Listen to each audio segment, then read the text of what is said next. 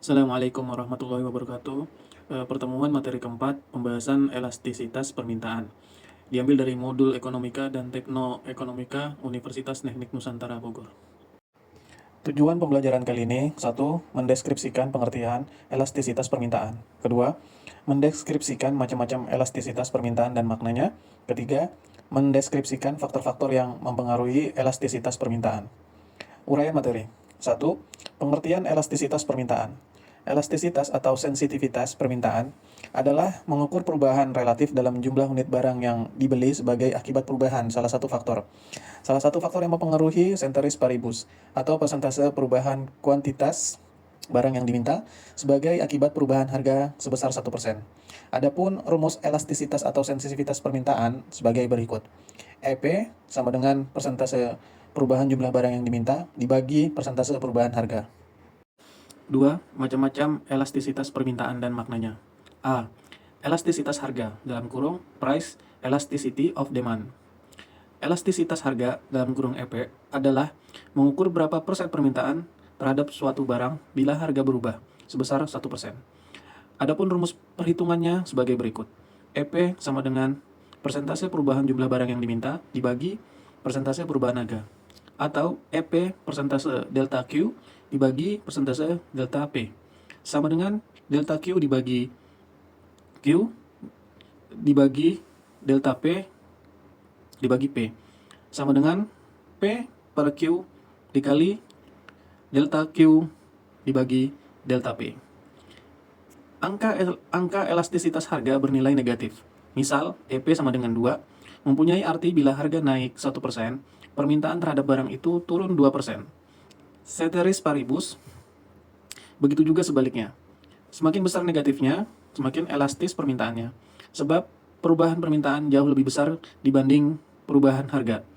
Angka IP dapat disebut dalam nilai absolut. EP sama dengan 2, artinya sama dengan EP sama dengan min 2. 1. Makna angka elastisitas harga, dalam kurung EP. Inelastis, dalam kurung EP, kurang 1, perubahan permintaan dalam persentase lebih kecil daripada perubahan harga. Kalau harga naik 10%, menyebabkan permintaan barang turun sebesar misalnya 6%. Permintaan barang, kebutuhan pokok, umumnya inelastis. Misalnya, perubahan harga beras di Indonesia tidak berpengaruh besar terhadap perubahan permintaan terhadap beras. Elastis, dalam kurung EP, lebih besar 1. Permintaan terhadap suatu barang dikatakan elastik bila perubahan harga suatu barang menyebabkan perubahan permintaan yang besar. Misalnya, bila harga turun 10%, menyebabkan permintaan barang naik 20%. Karena itu, nilai EP lebih besar dari 1. Barang mewah seperti mobil umumnya permintaannya elastis. Berikutnya elastis unitari, dalam kurung EP sama dengan 1. Jika harga naik 10%, permintaan barang turun 10% juga. Berikutnya, inelatis sempurna, dalam kurung EP sama dengan 0. Berapapun harga suatu barang, orang akan tetap membeli jumlah yang dibutuhkan. Contohnya, permintaan garam. Berikutnya, elastis tak terhingga, dalam kurung EP sama dengan tak terhingga.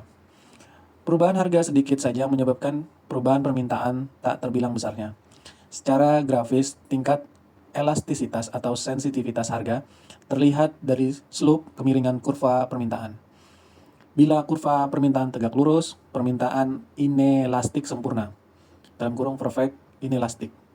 Perubahan harga tidak mempengaruhi jumlah barang yang diminta. Bila kurva sejajar sumbu datar, permintaan elastik tak terhingga, dalam kurung perfect elastik. Perubahan harga sedikit saja menyebabkan perubahan jumlah barang yang diminta tak terhingga besarnya. Permintaan dikatakan elastis unitari bila slope kurvanya minus 1. Kurvanya membentuk 45%, dapat disimpulkan semakin datar kurva permintaan, semakin elastik permintaan suatu barang.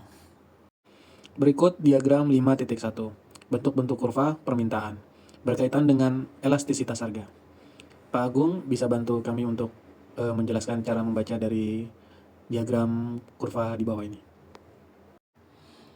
2. Elastisitas titik dalam kurung EP dan busur EP.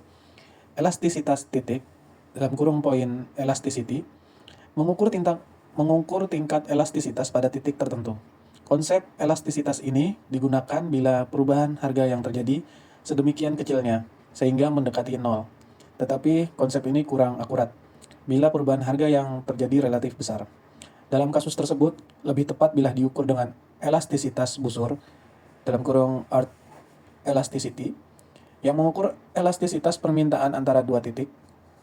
Rumus perhitungan elastisitas busur hanya sedikit perbedaannya dengan rumus perhitungan elastisitas titik. Rumus elastisitas atau sensitivitas busur. EP sama dengan minus delta Q dalam kurung P1T P2 per 2 dibagi delta P dalam kurung Q1 T Q2 per 2 sama dengan minus delta Q dalam kurung P1 dikali T dikali P2 dibagi A delta P dalam kurung Q1 T Q2 atau Q1 dikurang Q2 dibagi Q1 T Q2 dibagi per 2. Rumus elastisitas titik EP sama dengan delta Q per Q dibagi delta P per P sama dengan P X delta Q dibagi Q X delta P. B. Elastisitas pendapatan dalam kurung income elasticity of demand adalah koefisien yang menunjukkan sampai di mana besarnya perubahan permintaan terhadap suatu barang sebagai akibat daripada perubahan pendapatan pembeli. Dengan rumus EI sama dengan persentase perubahan jumlah barang yang diminta dibagi persentase perubahan pendapatan. C. Elastisitas silang adalah koefisien yang menunjukkan sampai di mana besarnya perubahan permintaan terhadap suatu barang apabila terjadi perubahan terhadap harga barang lain. Dengan rumus EC sama dengan persentase perubahan barang jumlah X yang diminta dibagi persentase perubahan harga barang Y. Nilai elastisitas silang untuk barang-barang pengganti adalah positif, yaitu permintaan terhadap suatu barang berubah ke arah yang bersamaan dengan harga barang penggantinya. Keduanya akan sama-sama mengalami kenaikan atau sama-sama mengalami penurunan. Faktor-faktor yang menentukan elastisitas harga. Ada beberapa faktor yang menentukan tingkat elastisitas atau sensitivitas harga, antara lain, 1. Tingkat substitusi. Makin sulit mencari substitusi suatu barang, permintaan makin inelastik. Beras bagi masyarakat Indonesia sulit dicari substitusinya. Karena itu, permintaan beras inelastik. Garam tidak mempunyai substitusi. Oleh karena itu, permintaannya inelastik sempurna. Walaupun harga naik banyak, orang tetap membelinya. Dan seandainya harga turun banyak, orang tidak lantas akan memborong garam. Kedua, jumlah pemakai. Makin banyak jumlah pemakai, permintaan akan suatu barang makin inelastik. Hampir semua suku bangsa Indonesia mengonsumsi beras sebagai makanan pokok. Ini penjelasan lain mengapa permintaan beras di Indonesia inelastik. Penjelasan ini sebenarnya menunjukkan bahwa elastisitas harga dipengaruhi oleh pokok tidaknya permintaannya. Namun, pokok tidaknya suatu barang adalah relatif. Pesawat televisi misalnya, bagi orang-orang di kota mungkin sekali termasuk barang kebutuhan pokok.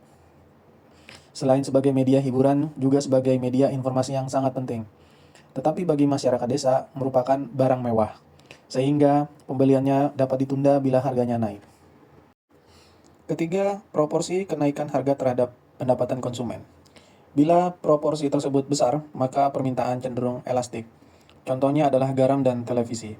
Meskipun harga garam naik 50%, kenaikan tersebut mungkin hanya Rp1.000, yang merupakan bagian sangat kecil dari pendapatan sebagian besar keluarga. Sebaliknya, kenaikan harga TV sebesar 5%. Dalam jumlah nominal uang bisa Rp125.000 dan cukup menyebabkan sejumlah keluarga menunda pembeliannya sampai tahun depan. Yang keempat, jangka waktu. Jangka waktu permintaan atas suatu barang juga mempengaruhi terhadap elastisitas harga. Namun hal ini tergantung pada apakah barang tahan lama dalam kurung durable atau tidak tahan lama dalam kurung non-durable. Untuk barang-barang yang habis dipakai dalam waktu kurang dari setahun, dalam kurung barang tidak tahan lama atau non-durable goods, elastisitas harga lebih besar dalam jangka panjang dibanding dalam jangka pendek. Ada dua penyebab, antara lain, pertama, konsumen membutuhkan waktu untuk mengubah kebiasaan mereka. Bila harga kopi naik, konsumen yang biasa minum kopi banyak, lebih dari 3 gelas per hari, sulit mengubah kebiasaan itu dalam jangka pendek. Akibatnya, permintaan kopi dalam jangka pendek mengalami penurunan yang relatif sedikit dibanding dalam jangka panjang. Kedua, kadang-kadang permintaan terhadap suatu barang berkaitan dengan barang lain, yang perubahannya baru terlihat dalam jangka panjang. Misalnya, bila harga BBM naik, maka konsumen segera melakukan penyesuaian dengan mengurangi jam pemakaian kendaraan. Sehingga dalam jangka pendek, elastisitas harga lebih besar, tetapi konsumen tidak dapat mengubah jumlah stok kendaraan, atau segera mengganti kendaraannya dengan model yang lebih efisien dalam penggunaan bahan bakar.